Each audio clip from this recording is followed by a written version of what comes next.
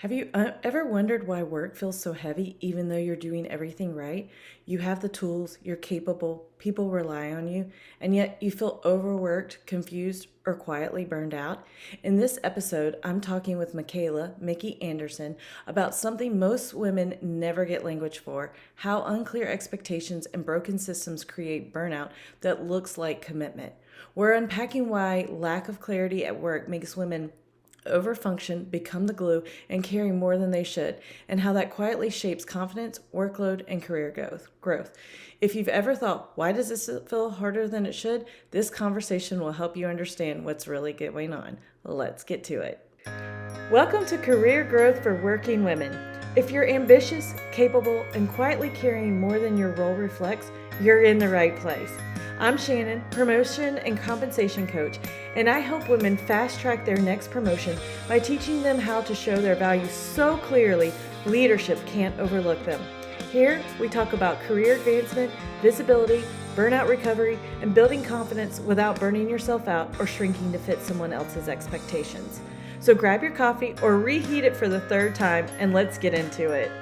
Hello and welcome. I'm really glad you're here today, and I'm excited for today's conversation. My guest today is Michaela Mickey Anderson, and what drew me to her work is how she clearly names something so many working women experience but rarely get language for.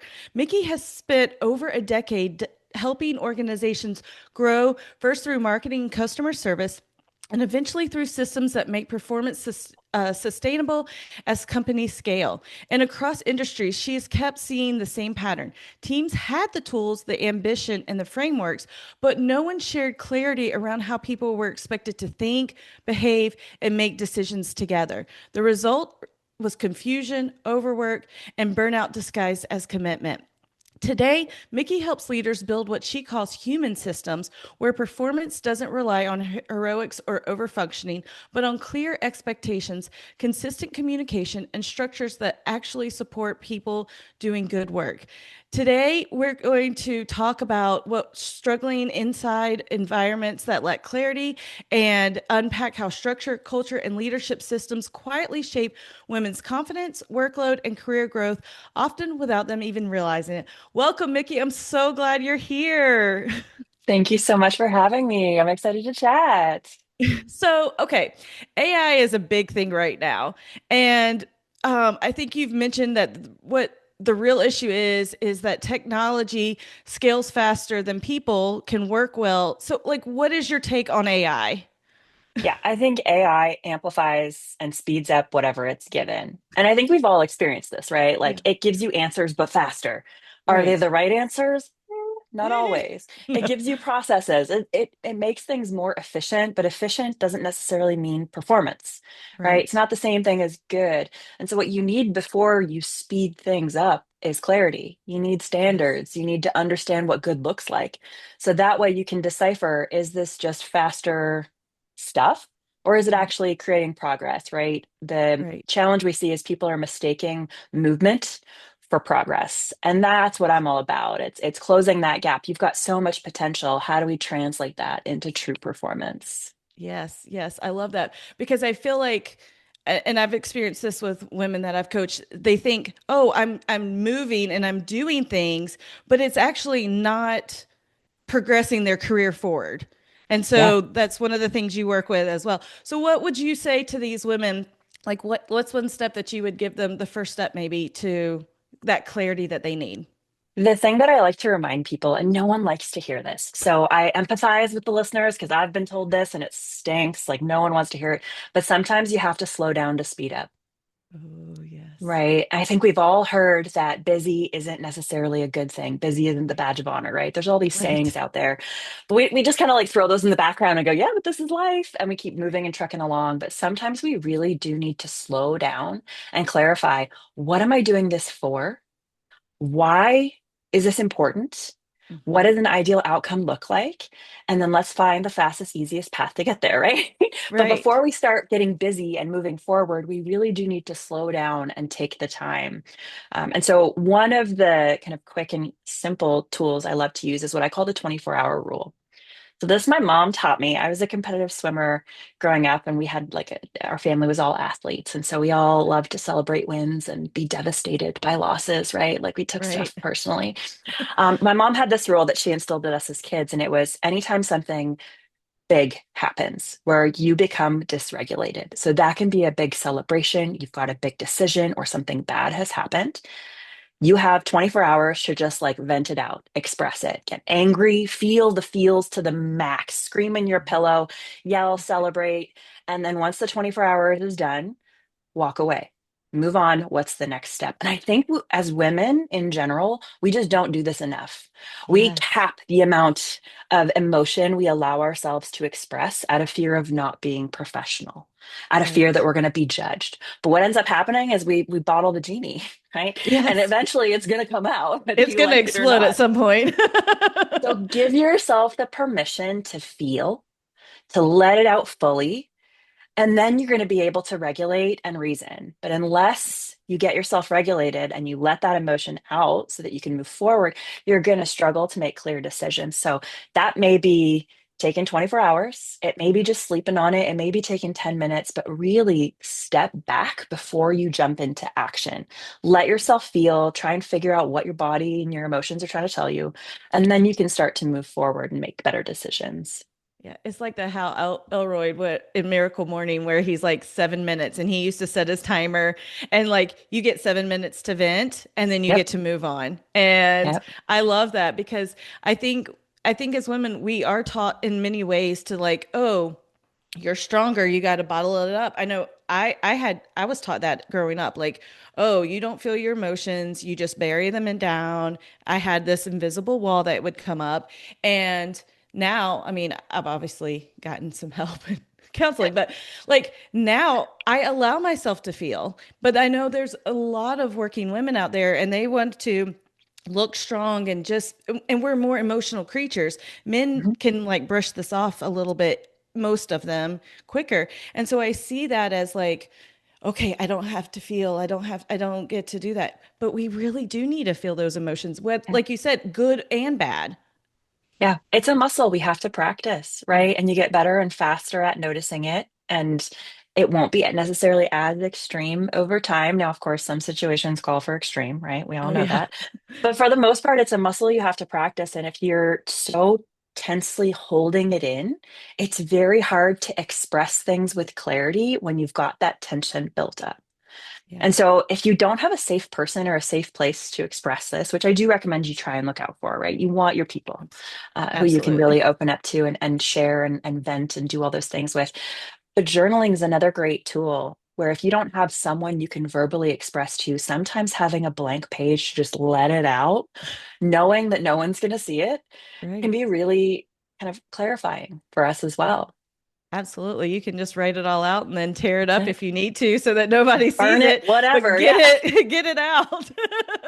Exactly. I love that tip. I love that tip. So many women, especially working women, feel that they have to be kind of the glue in the works in their network at work. And so what would what would you tell them, or what does that role usually signal about the systems that they're in? Yeah, it usually means we've got a few problems down the road. If you are the doer and you are the glue and you are the person getting stuff done, you haven't turned on your leadership skills, right? Because as a leader, our job is to cast vision, it's to create clarity and momentum, but it's not to actually do the work, right? It's not to be the thing that makes it happen. And if you are the thing that makes it happen, you're becoming a bottleneck. I have this saying where it's like most bottlenecks wear a blazer, or sometimes it's a ponytail, right? But like, Yeah. ultimately, it's usually a person who is holding on control, and our job is to create the clarity so others can act and move forward. And so there's this flywheel that I like people to imagine when it comes to leadership and into their work. And regardless of title, you are a leader, whether you like it or not, right? Yes. Yes. That's the way it goes. So there's four stages in this flywheel that I recommend everyone reflect on. Not all at once, we'll go through one at a time. And it just helps identify where you've got some room for improvement. So the first is communicate. And most people think communicate is I need to be better at the words I speak to people. That's important, but that's just the tip of the iceberg. It's How do I create sources of truth for people to come back to when I'm not available? Right? Documentation is important. It's how do I role model the behaviors and expectations that I want others to have? Right? How do I Yeah. speak and communicate to my people in a way that it's the way that I want them to communicate to me? Right? Yes. So Yes. that's something I to love that. reflect on there. And that can be looking at your core values and figuring out, what behaviors make sense that I want to embody and what do I not want to embody, right? For Right. each of those. That's a really simple exercise you can do. So looking at the way that you're communicating, not just the way you're speaking, which can cause more confusion. Oftentimes, if you just communicate more, right? Where am I Right. Right. documenting, creating sources of truth, and how am I role modeling? So that's one, communicate. The next is collect. This is feedback loops. How am I ensuring people understand what I'm telling them, right? How Right. am I getting information from the ground up so I know that there's a bottleneck and I can help them work through it? Mhm. How do I make sure that my information is actually flowing to the right people in the right places and we're all working around? And so a great example of that one, and I know we've all had this situation, regardless of your role in an organization, where you tell someone to do something or you give direction, and they're like, yeah, got it, no problem. Any questions? No, I'm good. They go off, and a week later, they have no idea what they're doing, and they've been down a rabbit hole, and you're like, what in the world happened? Right. It happens to us Yes. all. I mean, I just think of my child, right, and my husband in this Yes. situation. Yes. Yes. So in these sorts of situations, one of the tools we like to use is called backbriefing. And I stole this from the military. My husband's military, so a lot of our frameworks are pulled from there. But it's really getting the person to repeat back what you said and checkpoints so they can repeat back. Here's what you told me we were going to do. Here's what I've learned. Here's what my next steps are going to look like. And so it's Yes. just making sure you've got these checkpoints so you can ensure they have clarity. And it can be in the form of a conversation, it can be a meeting, it can be a document or an email that you have them send back to you Yeah. just to make sure, because if they can't communicate it, then you know that there's a problem. Right. Right. I love The that. next step is commit, and this is everyone's favorite word. It's like ownership and accountability. How do I make sure people take ownership and accountability in their work? Because this is where things fall off, right? People don't know Yeah. what decisions they can make, what they own, what they don't own. Right.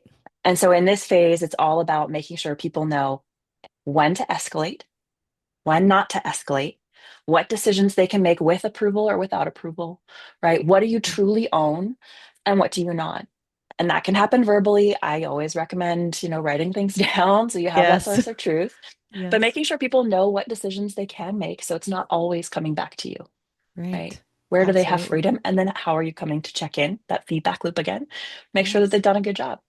Right. The last is continuously improve. This is my personal favorite, but it's how do we reflect back on work with ourselves and the people around us to make sure that we're learning as we go, right? So if Yes. we're looking at a project that took place, what went well, what didn't go well, what are we going to take moving forward, what are we going to leave behind? We forget this step. We do a post-mortem when things go wrong.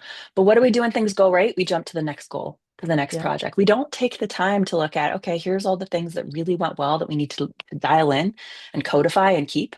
And these things Right. we don't need to worry about next time. So if you think of your leadership, of your role in your organization within those four pieces, communicate, um, collect, commit, and continuously improve, you're going to start to notice that you're strong in some areas and need some improvement in others. And it's just a kind of a simple way to keep checking back on where you are and what you can do. I love that. I love it. But it all goes back to the communication. It all goes back to that because throughout everything in any of those cycles or wherever you are, it all goes back to good communication Yeah. and clear communication. And that's where that clarity comes in. Yeah, It's that starting absolutely. point, I think. Absolutely. Absolutely. Knowing what does good look like, right? Yeah. And an exercise to start this too, an exercise I recommend everyone take 10 minutes to do themselves is who am I? What do I do? Why do I do it? And where am I going? Four Mm. simple questions, but if you take the time as a leader in your role and just start to clarify those pieces, it can be a really beautiful North Star that just kind of keeps you on track and make sure that everyone else knows where you stand as well. Yes, I love that. I love that because you think they're simple questions, but they really are. Like you said, it's your North Star, but when you really take the time to just sit there and really ponder those questions, they can go really deep. Oh, yeah. Oh, yeah. And the hardest part isn't the deep part because you're going to want to make these long and like paragraphs because, we're nuanced humans with big feelings. Right. The hardest part is shortening it down so that you can say it quickly and remember it in one sentence, right? In a couple Yeah. Oh, words. yeah. Oh, yeah. And Not a once you big get to whole that page. phase, exactly. Once you get to that phase, you know you've nailed it because then you can communicate those things with others really quickly. Right, right. I love that. I love that. So maybe talk about maybe a hidden cost emotionally or professionally that women who are constantly adapting in their roles instead of feeling really supportive. Like what would you say to them? Most of the time, it's because we have ambiguous expectations of ourselves and what other people expect of us, Mhm. right? So it's all about, oh gosh, what are they expecting of me? I have to meet all of those expectations. I can't let anyone down. And then, of course, I have my expectations of myself, which are Yes. all of these things too, right? Because they're my Right. identity. And it just gets all muddled. And it's this invisible gorilla on your back, kind of just holding you down, right? As you Right. work through your Yes. day. And if you don't take the time to sit with that and reflect on that and clarify that, what do other people expect of me? Have I had conversations around what their expectations are, clearly written it down, what my expectations of them are, and then what my expectations of myself are? Right. It honestly, it feels like you're taking the gorilla off your back because now you know. Now Right. it's in the open. Now it's clear, it's defined, and you can move forward with it. But when you're just imagining these things in your head and perpetuating it, it Yes. becomes so, so stressful. So taking the time to clarify that in your role, personally, professionally, and with your team can be a massive, massive help. Yes, I think so. And it goes back to communication, but even I love that you mentioned the expectations within yourself, because Mhm. I think sometimes your boss has this expectation and this is really unexpected, but your expectations are way over here and they need to be more aligned Yeah. and I think that that's a great thing to do is where when you see it written out, like, okay, now where are my expectations for myself? It gives that clarity Yeah. that you need. Yeah. And it's okay. I mean, it's natural to expect more of ourselves than Right. others do, right? Like, I think that's Right. a normal thing. We all want to be amazing, right? Right. I want to be the best Absolutely. version of myself. And so I'm going to set the bar really, really high. But when I don't know what other people expect of me and I'm just holding myself to this standard, Right. the pressure becomes immense. But when I Yes. know truly what my leadership team, what my team expect of me on their level, I can start to have perspective. Right. And yes, I can be upset with myself, but I'm not going to be upset with myself to the level that I might be if I thought everyone was holding me to that same standard. So it just Absolutely. gives you that context and perspective to really reflect and kind of take that weight off. Yes. I love that. I love that. Well, Mickey, where is the best place for people to connect with you and learn more about Yeah, you, what you do in your work? yeah, I am super active on LinkedIn. They can find me on LinkedIn at Hey Mickey Anderson. And then loyaltyops.com. You can always reach me out or reach out to me directly through our website. Awesome. Well, thank you. So, as we close out, I always love giving the listeners an action step or a small mindset shift that they can make today, that they can do for this next week. What's something that you would suggest for them? Yeah. Yeah, I think starting conversations with each one of your team members, your direct reports, or your leadership team, where you can start to sit down and just get perspective on where you stand, right? And it's Yes. about that expectation, understanding, and setting, but Mhm. also understanding what they need from you to succeed and how you can start to put those pieces together. But if you don't have the open and direct conversation, you're just imagining it all in your head. So start to open those conversations. You won't solve all the problems in the conversation, but Right. just I'm listening. Here's what I'm taking from it. Here's what I'm going to take and really reflect on. And then we'll talk about this some more, right? Yes. Opening the door to that conversation, I think, is probably the most powerful step women can take. Absolutely. Because you're right. It's not going to just be one, everything's not solved in one conversation. I I wish, wish. right? But just starting that, and then you will get that clarity that you're desiring. So Yeah, exactly. thank you so much for being here with us today. And thank you and your family for your service to our country as well. Oh, thank you so much. Before you go, I want you to know this. You don't have to figure out your next move alone. If you're feeling stuck, Under-recognized, or unsure what's realistically possible in your current role, I offer promotion strategy calls where we walk through your goals, your role, and what makes the most sense for you next. No pressure, just clarity. You can book that call through the link in the description. And if this episode resonated, would you share it with another woman who might need it right now? Leaving a review also helps this show reach more women who are ready for real career growth. I'll see you next time.